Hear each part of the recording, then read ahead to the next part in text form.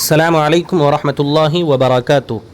ناظرین و سامعین، استقبال ہے آپ کا ہمارے یوٹیوب چینل دیار تھانوی پر۔ آپ نے ہیڈنگ پڑھی ہے کہ حضرت آدم علیہ السلام کو کس مٹی سے پیدا کیا ہے۔ قرآن کریم میں حضرت آدم علیہ السلام کی تخلیق کے تعلق سے مختلف تعبیریں آئی ہیں۔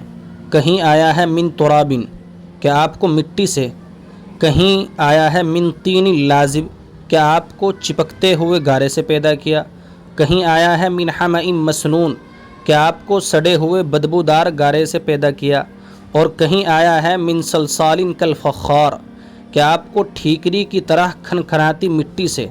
ان مختلف تعبیرات کا حاصل ایک ہی ہے، وہ یہ ہے کہ حضرت آدم علیہ السلام کو اللہ تبارک و تعالی نے مٹی سے پیدا کیا ہے، اس طرح کہ مٹی میں پانی ملایا تو وہ لازب بن گئی، یعنی چپکتی ہوئی مٹی، اس میں چپک پیدا ہو گئی، پھر وہ سیاہ ہو گئی اور سڑ گئی تو حمأ مسنون بن گئی، پھر خشک ہو کر ٹھیکری کی طرح کھن کھن بجنے لگی تو صلصال کالفخار ہو گئی۔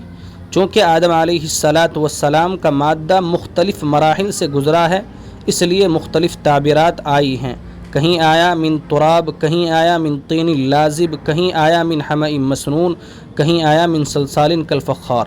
اسی طرح علمی اور تحقیقی ویڈیو سننے کے لیے آپ ہمارے چینل دیار تھانوی کو سبسکرائب ضرور کرتے رہیں۔ شکریہ، جزاکم اللہ خیرا و احسن الجزاء۔